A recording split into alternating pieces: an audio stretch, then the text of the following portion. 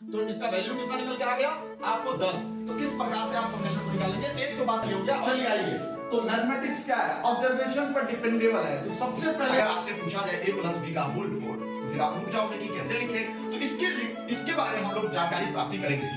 अगर 2 है तो 3 को होगा, यानी जितने का पावर निकालना होगा टर्म उससे एक अधिक होगा। अगर इस फैक्टोरियल का मान निकाल के रख देंगे, जो वैल्यू आएगा वही आपका आंसर होगा। विवेकानंद कोचिंग चैनल, मैं गोकुल कुमार आप सभी को अपने इस चैनल पर स्वागत करता हूं। आज के इस क्लास में, इस वीडियो में आप जो जानकारी प्राप्ति करने वाले हैं वो, जैसे हम लोगों ने पढ़ा होगा कि a प्लस बी का होल स्क्वायर, तो सभी जानते होंगे कि a प्लस बी का होल स्क्वायर क्या होता है। लेकिन अगर आपसे पूछा जाए a प्लस बी का होल क्यूब, तो ये भी हम आसानी पूर्वक बता देंगे। लेकिन अगर आपसे पूछा जाए a प्लस बी का होल 4, अगर आपसे पूछा जाए a प्लस बी का होल 5 कितना होगा, तो अगर आपसे पूछा जाए a प्लस बी का होल 100 कितना होगा, तो फिर आप रुक जाएंगे कि भाई कैसे लिखेंगे, हाउ टू राइट, कैसे करके इसको हम बनाएंगे। ठीक है, तो इसके बारे में हम लोग आज के इस वीडियो में जानकारी प्राप्ति करने वाले हैं कि a प्लस बी का होल स्क्वायर कुछ भी हो अगर उसके पावर में, तो आप आसानी पूर्वक जो है इसको बना सकते हैं। तो इसके लिए सबसे पहले थोड़ा हम एक फैक्ट जो है वो पीछे की ओर लेकर के आपको जाएंगे कॉम्बिनेशन का। तो थोड़ा इसके बारे में समझने की कोशिश करेंगे। जैसे अगर 5 3 है, ठीक है, कॉम्बिनेशन का, तो इसका फॉर्मूला क्या होता है, जो n, अगर यहां पर n और r है तो n फैक्टोरियल इसका फॉर्मूला होता है r फैक्टोरियल और n माइनस r का फैक्टोरियल, ये फॉर्मूला होता है। अब जैसे अगर आपके पास दिया हुआ है c कॉम्बिनेशन 3, तो अब इसका वैल्यू कितना होगा, तो n फैक्टोरियल, तो 5 का फैक्टोरियल बाय r का फैक्टोरियल, तो 3 का फैक्टोरियल, और ब्रैकेट में 5 माइनस 3 का फैक्टोरियल, तो 5 में से 3 घटाएंगे कितना, 2 का फैक्टोरियल होगा। तो फैक्टोरियल का लिखने का तरीका क्या होता है, जैसे 5 फैक्टोरियल है तो हम लिखेंगे कितना, 5 इंटू 4 इंटू 3 इंटू 2 इंटू 1 लिख सकते हैं। ठीक है, बाय, या फिर इसी को आप ऐसे भी लिख सकते हैं 5 इंटू 4 और 3 का फैक्टोरियल, ये भी लिख सकते हैं आप। जैसे यहाँ पे 3 है तो 3 को हम लिखेंगे 3 इंटू 2 इंटू 1, और 2 है तो 2 फैक्टोरियल को हम लिखेंगे 2 इंटू 1। क्लियर। अब आप इसको काटो तो 3 और 3 कैंसिल, 2 और 2 का कैंसिल, 2 दूना 4, तो इसका वैल्यू कितना निकल के आ गया आपको 10। तो इस प्रकार से आप कॉम्बिनेशन को निकाल लेंगे। एक तो बात ये हो गया, और एक और मैं थोड़ा आपको बता दूं कि अगर n और r का वैल्यू अगर दोनों बराबर हो, और या अगर आपको यहां पर 0 हो, तो इन दोनों कंडीशन में ध्यान रखना कि जब कभी भी होगा n और r अगर 0 हो यहाँ पे, और या n और r दोनों का वैल्यू सेम हो, तो ऐसे कभी भी किसी कंडीशन में वैल्यू जो होगा हमेशा 1 होगा। ये चीज आपको दिमाग में रहना चाहिए। जैसे अगर मान लो 4 है तो वैल्यू 1 होगा, 3 और 0 है तो वैल्यू कितना, 1 होगा।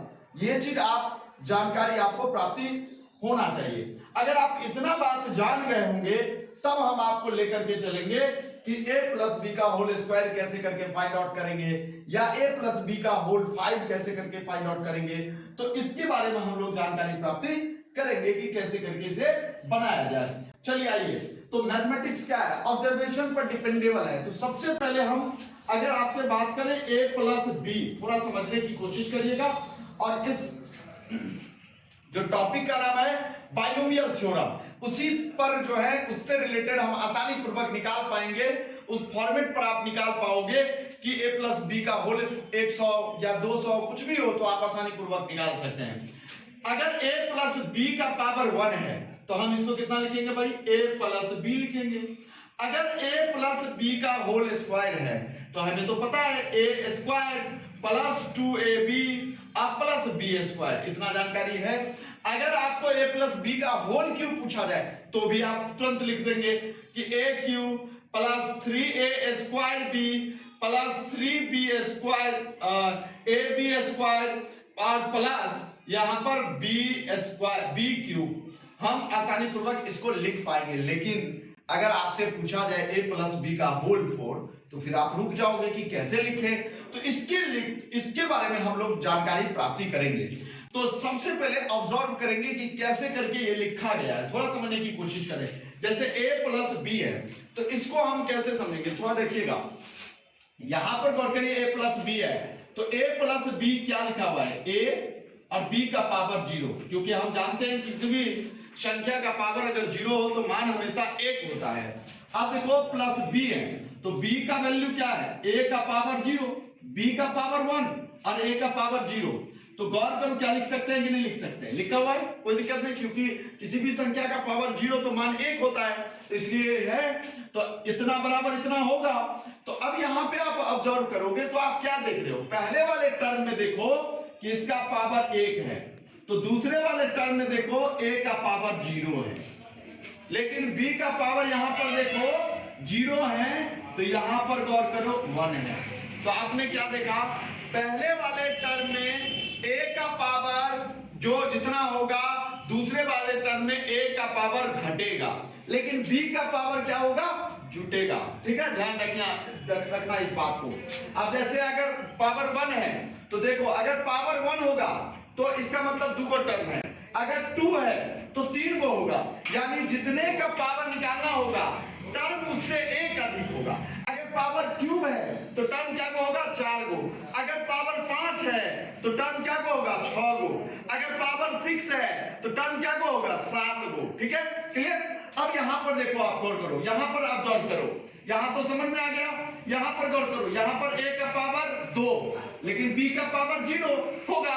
ठीक है, और a का पावर 2, तो देखो a का वैल्यू घट रहा है, यहां पर पीछे वाले पर आप दिमाग मत लगाइए, कोएफिशिएंट पर आपको दिमाग लगाने की जरूरत नहीं है। यहां पर a का पावर 2 है, यहां पर 1 है, b का पावर देखो 0 है, तो यहां पर देखो बढ़ रहा है, 1 हो गया।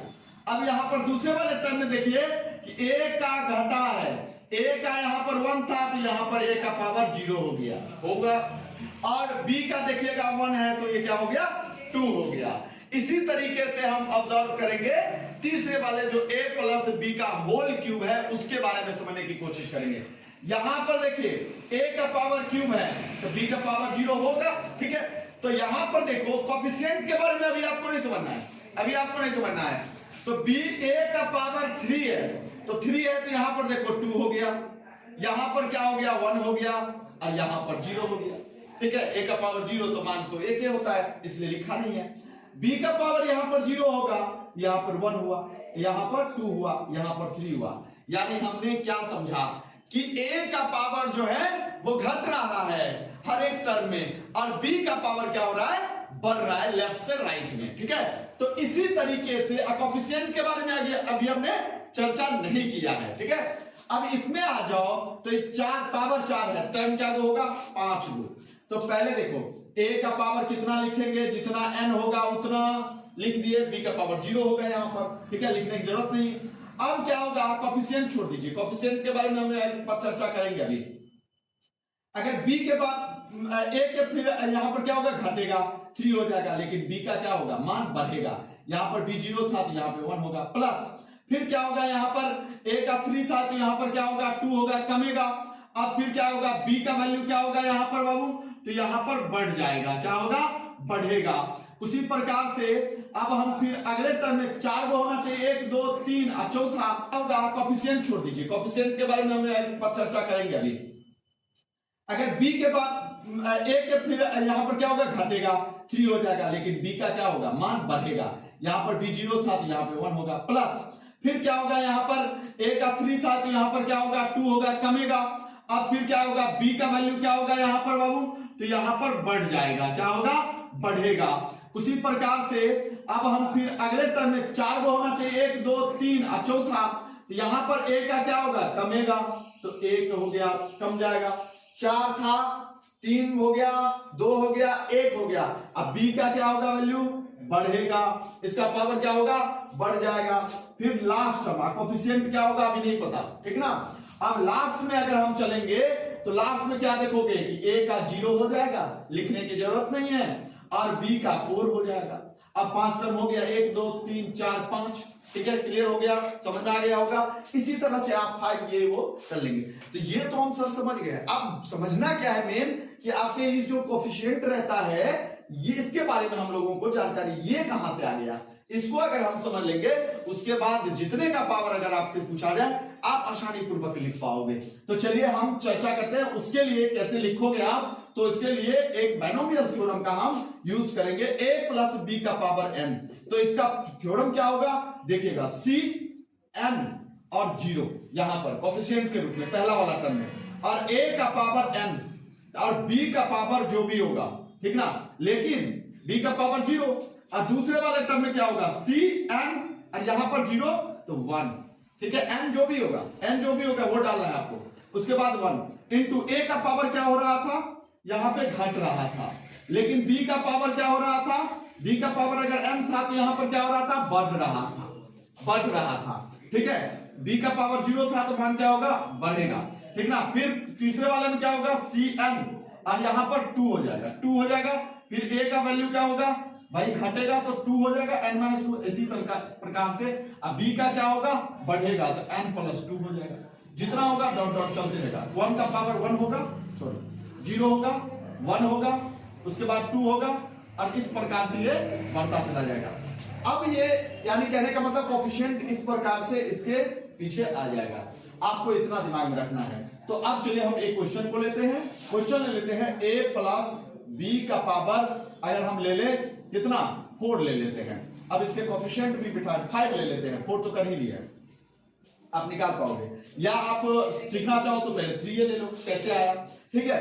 तो हम पहले क्या लिखेंगे, c n का वैल्यू 3 0 इंटू a का पावर कितना, a का पावर कितना होगा, यहां पर आपको 3 है n का मान तो 3 हो जाएगा।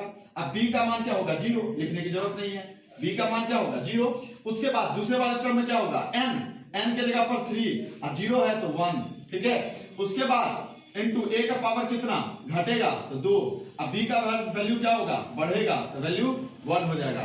फिर प्लस क्या होगा 3 और यहां पर 1 2, ठीक है। a का वैल्यू क्या होगा, बढ़ेगा कि घटेगा, तो यहां पर आपको घटेगा तो 1 हो जाएगा। b का वैल्यू क्या होगा, बढ़ेगा।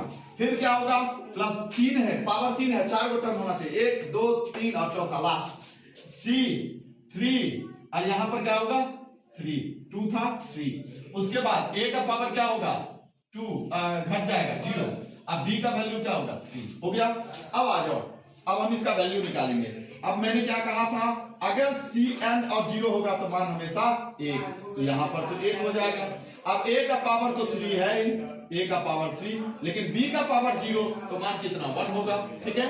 प्लस यहां पर देखो, अगर 3 और 1 है तो 3 और 1 का अगर जब कभी भी हम फैक्टोरियल निकालेंगे, अगर निकालेंगे कॉम्बिनेशन, कैसे निकालेंगे, 1 है यहां पर, तो आपको मैंने क्या कहा, n फैक्टोरियल तो 3 factorial by r factorial 1 factorial into r n minus r, तो 3 में से 1 घटा कितना 2 फैक्टोरियल हो गया। अब इसका वैल्यू निकालो, 3 इंटू 2 इंटू 1 बाय 1 का तो 1 होगा, 2 का 2 इंटू 1 तो 2 ये कट गया, मान कितना 3, यहां पर 3 a स्क्वायर b प्लस, फिर यहां पे आ जाओ, यहां पर भी आप निकालोगे तो मान 3 ही होगा, निकाल लेना है इसी प्रकार से। 3 यहां पर a b स्क्वायर प्लस, अब जब मैंने कहा है दोनों समान हो तो मान कितना होगा 1 होगा, इसीलिए यहां पर 1, इसका मान तो 0 तो मान 1 और यहां पर हो जाएगा b। तो आपने क्या देखा, इस तरीके से आप जो है वो जितना भी फॉर्मेट होगा a प्लस बी का होल 5 6 7 कुछ भी होगा, आप आसानी पूर्वक याद कर सकते हो। चलो आप लिखो इसमें डायरेक्ट, अब सीधे सिर्फ आपको क्या लिखना पड़ेगा, गौर करना, a का पावर 5 है तो क्या होगा 5, b का तो 0 होगा, लिखने की जरूरत नहीं, यहाँ पर 5 0, ठीक है। प्लस दूसरे वाले टर्म में हम क्या लिखेंगे, 5 है तो यहाँ पर 5 1 और a का मान क्या होगा, घटेगा 4 और b का मान क्या होगा, बढ़ेगा प्लस, फिर क्या होगा तीसरे टर्म में, आप 5 है 5, a का मान क्या, यहाँ पर 2 होगा इनटू a का क्या होगा 3 और b का क्या होगा, यहाँ पर बढ़ेगा, ठीक है, बढ़ेगा प्लस, फिर क्या होगा 5 और इसके बाद 3 और इनटू a का पावर कितना होगा 3 था तो क्या हो जाएगा 2 हो जाएगा। अब b का वैल्यू क्या होगा b का वैल्यू बढ़ेगा प्लस फिर क्या होगा 5c और उसके बाद 4 इंटू a का वैल्यू क्या होगा घटेगा इंटू b का मान क्या होगा बढ़ेगा 4 प्लस 5 6 5 और इंटू a का मान क्या होगा 0 और b का क्या हो जाएगा 5। तो इस प्रकार से आप इस फैक्टोरियल का मान निकाल के रख देंगे, जो वैल्यू आएगा वही आपका आंसर होगा। तो इस तरीके से हमने इस वीडियो में जो है वो समझा a का पावर कुछ भी हो x प्लस b का 2y उसका पावर जो है 500 कुछ भी। तो अगर आपको ये वीडियो आपको हेल्पफुल लगा हो तो आप जरूर इसको शेयर करिएगा। धन्यवाद।